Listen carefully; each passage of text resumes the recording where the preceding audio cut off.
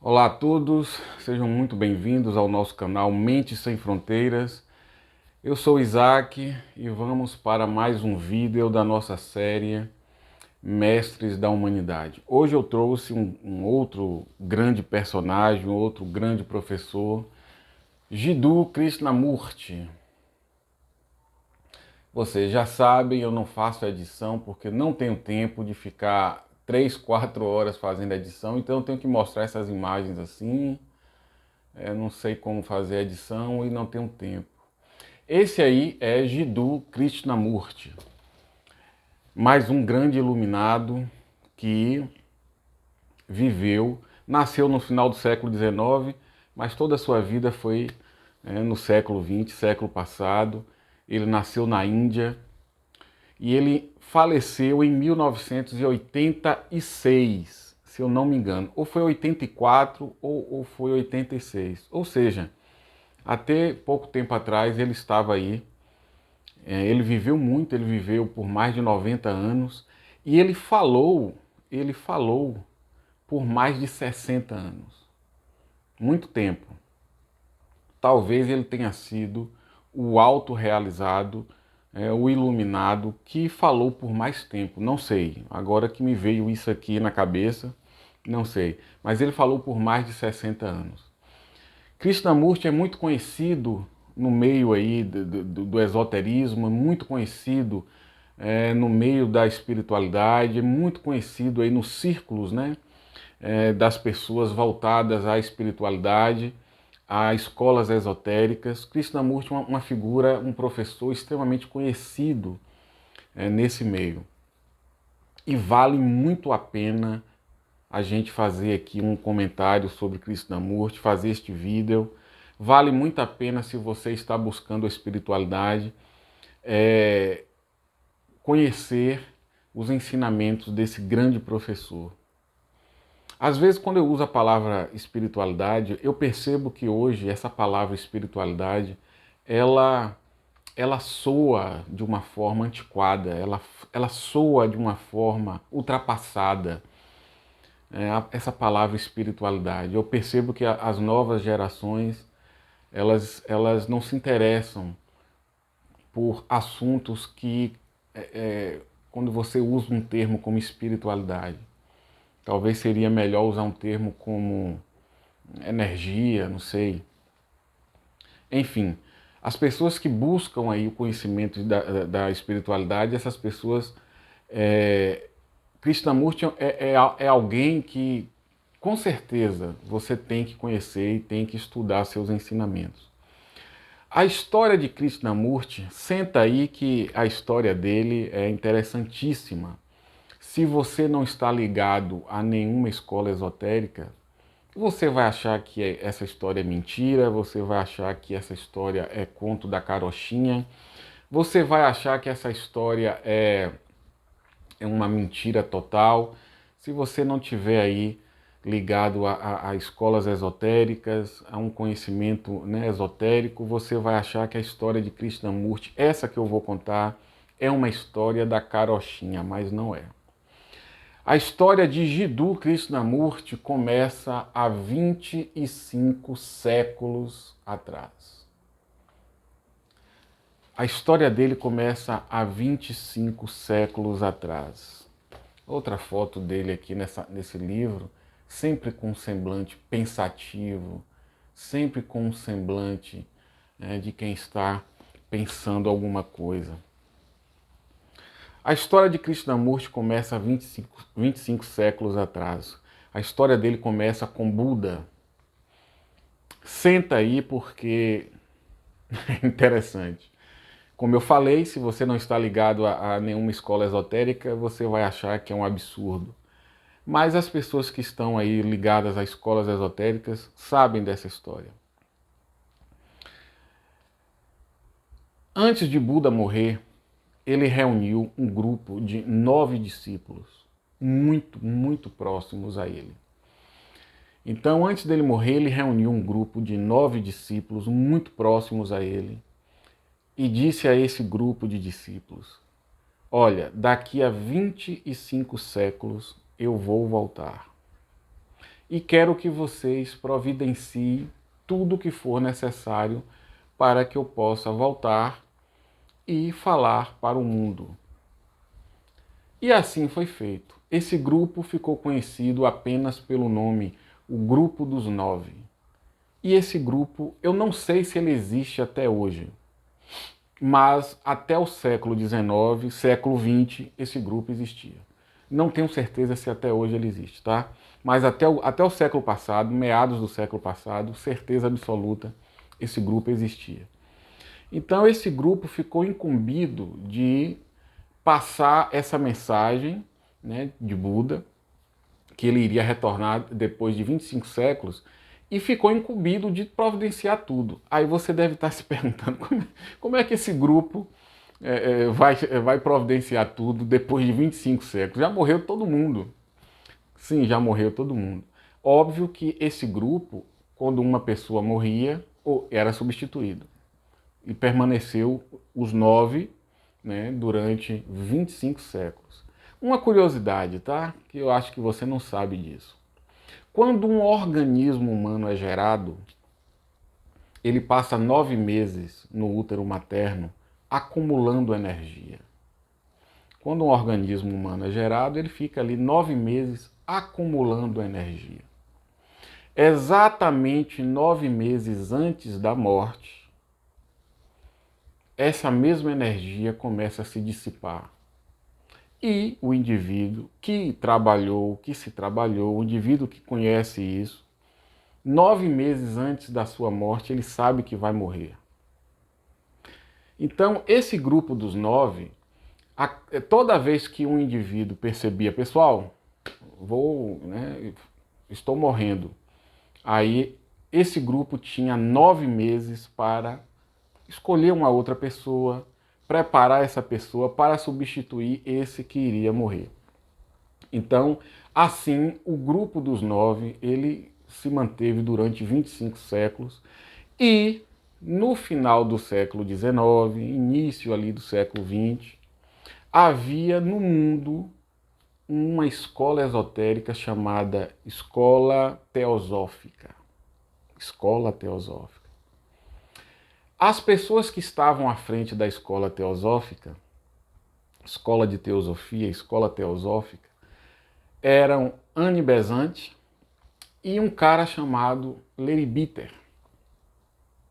Eu não tenho certeza da pronúncia, mas é algo assim, Leadbeater. Ele era membro da escola de teosofia, da escola teosófica, um alto membro lá. E Annie Besant, ela era a pessoa que estava à frente da escola. Era uma escola muito forte, essa escola teosófica. Existia sedes dessa escola em mais de 100 países. No século XX, essa escola, acho que mais de 100 países tinha sede dessa escola.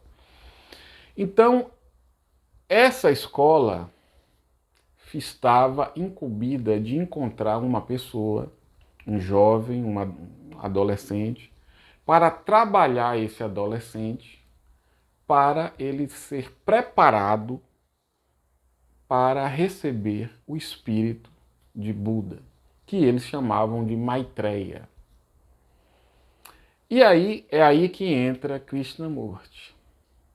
Krishnamurti era um adolescente, um jovem ainda, pré-adolescente. Krishnamurti foi escolhido pela escola de teosofia para ser preparado, trabalhado, para alguns anos depois ele ceder o corpo dele para Buda. Ele seria trabalhado para ser uma espécie de médium, para que Buda pudesse usar o veículo dele, o corpo dele, para falar à humanidade. Krishnamurti foi um escolhido, o irmão dele, Nityananda, foi um escolhido, e mais outros pré-adolescentes. E aí a escola teosófica pegou esses garotos e começou a trabalhar esses garotos na Índia. Isso aconteceu na Índia. Claro que os pais ficaram sabendo, eles conversaram com os pais de Krishnamurti. Eram pessoas muito simples, muito humildes. E eles disseram que Krishnamurti ia receber uma educação de primeira, uma educação extraordinária, ia ser trabalhado, ia viajar o mundo e tal, e os pais deixaram, né? Tanto Krishnamurti quanto o irmão dele, Nityananda.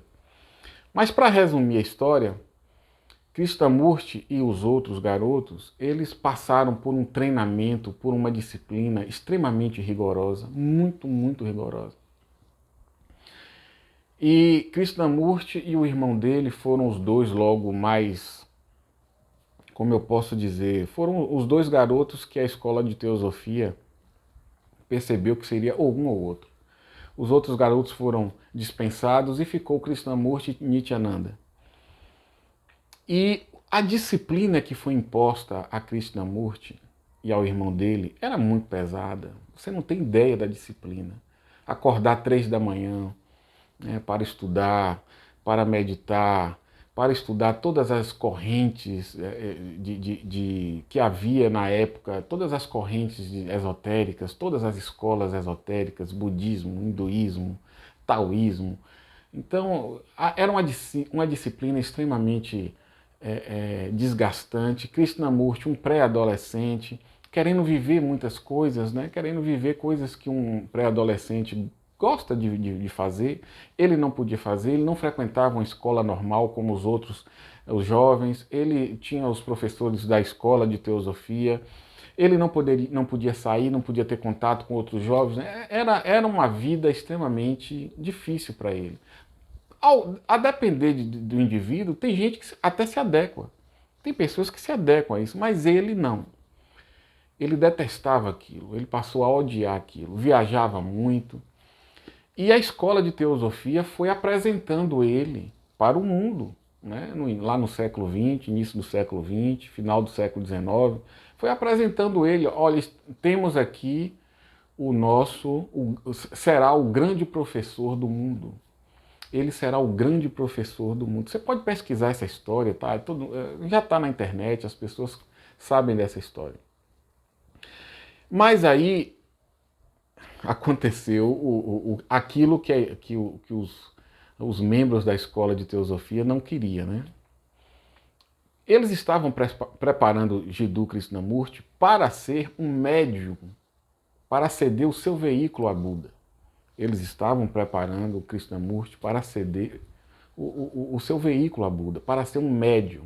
Ninguém estava contando que o próprio Krishnamurti iria se tornar um autorrealizado. Ninguém estava contando com isso.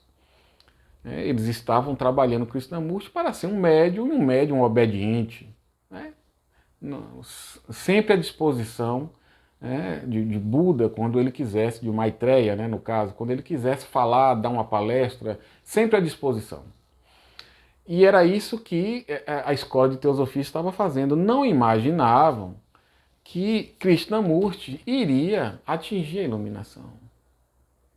Não imaginavam que Krishnamurti iria se tornar um autorrealizado. E isso aconteceu quando ele estava com... Eu não tenho certeza, pessoal, se foi aos 26 anos ou se foi aos 29 anos que ele atingiu a consciência plena. Ninguém esperava por isso.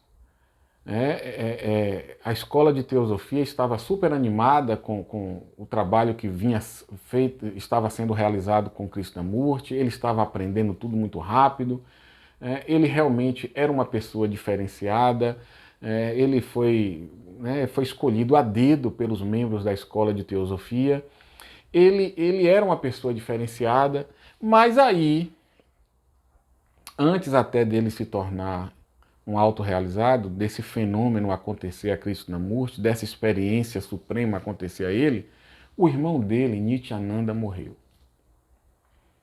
Isso abalou profundamente Krishnamurti.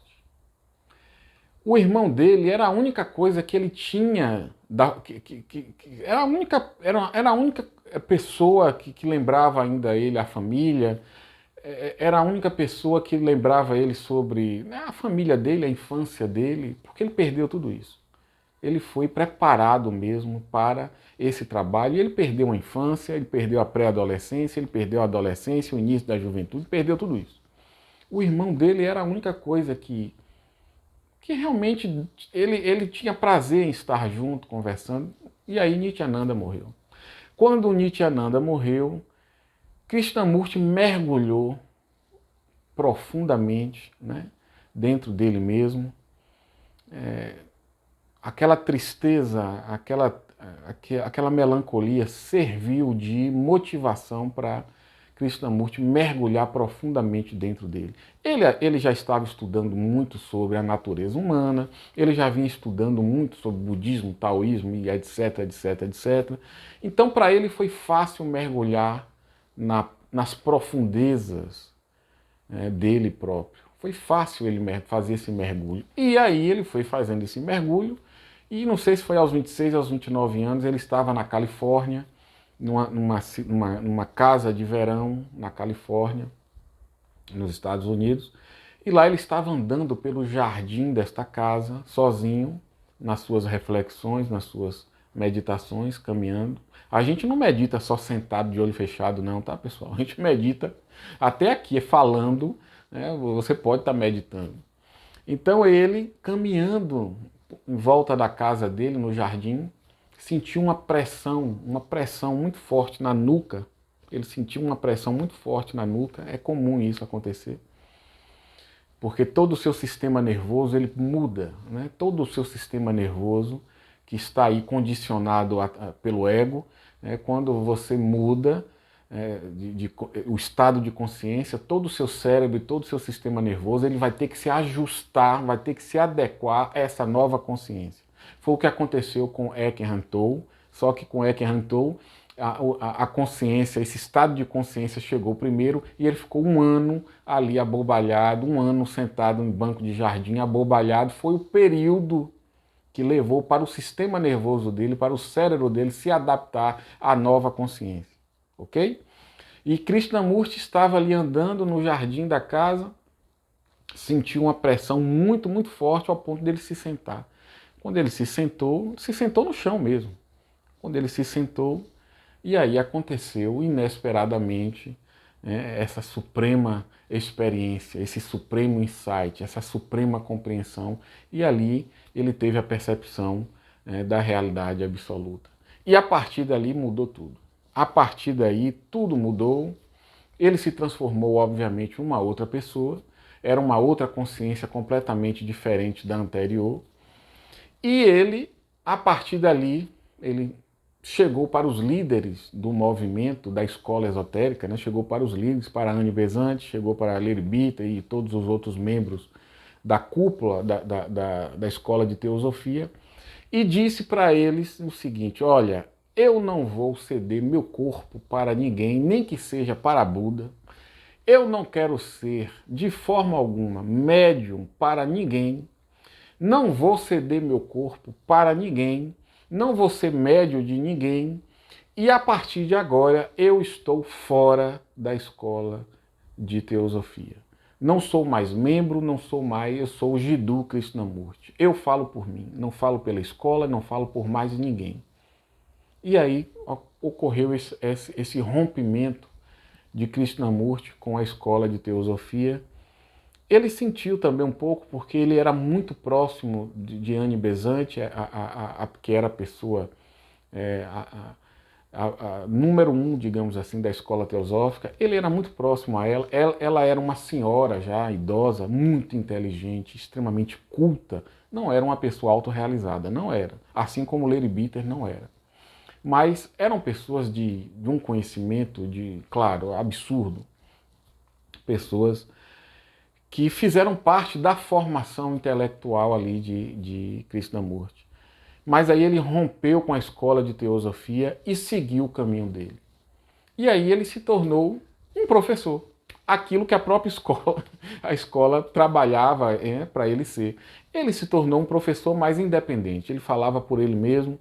Ele falou aí por mais de 60 anos, quase 70 anos. Não, uns 60 anos. Se tornou um palestrante, palestrou por todo o mundo, ensinando, né, sobre a mente humana, sobre o ego humano. Ele falou muita coisa, ele bateu muito na Igreja Católica, ele bateu muito na política e nos políticos, ele bateu muito na hipocrisia que acontece no mundo, na igreja,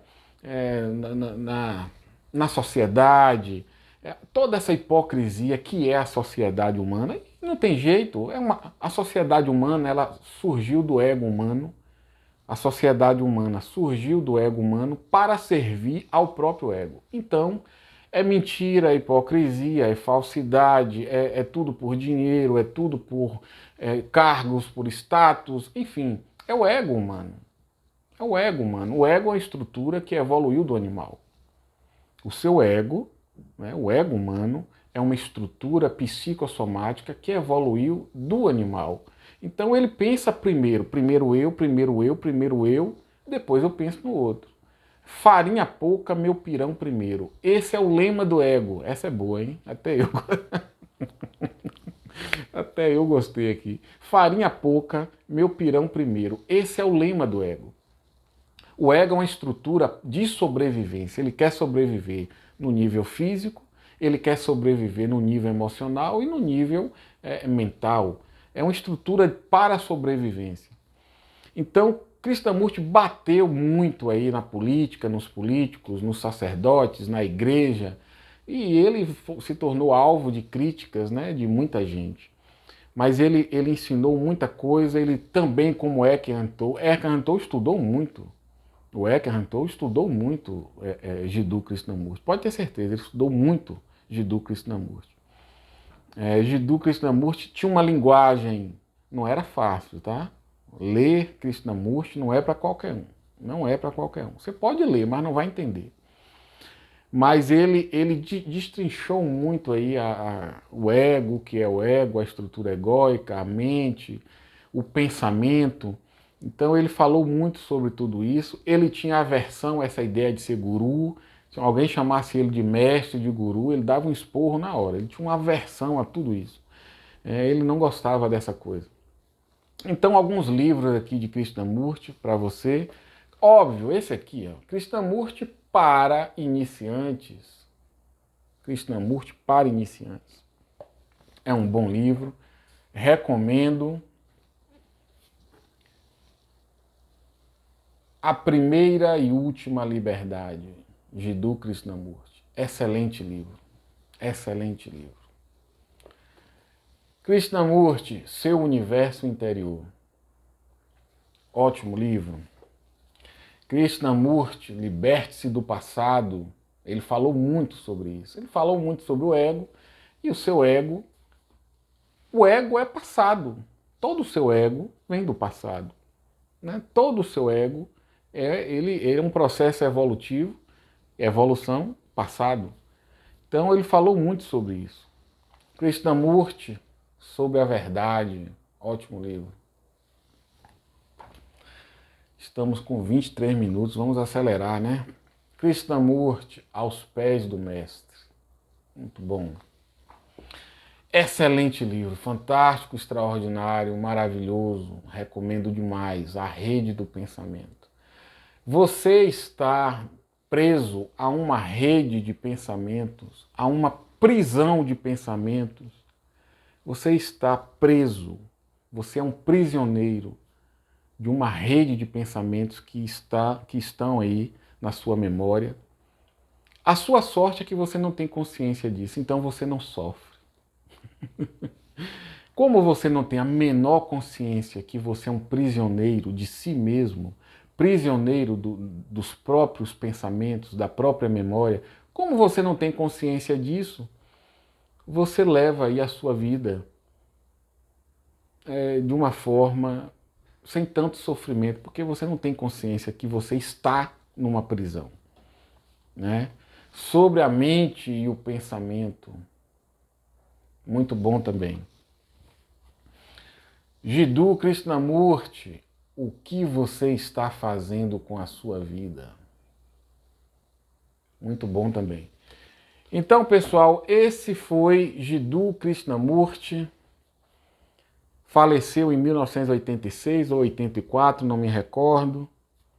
Se você é um buscador da espiritualidade, se você está buscando compreender o seu ego, a sua mente, se você está buscando desenvolvimento pessoal, desenvolvimento, crescimento pessoal, se você é um buscador, um amante do desenvolvimento, Krishnamurti é fundamental para você estudar, entender, compreender os ensinamentos dele. Foi aí mais um grande mestre do século XX, que esteve aí até pouco tempo atrás, estava aí a todo vapor palestrando pelo mundo.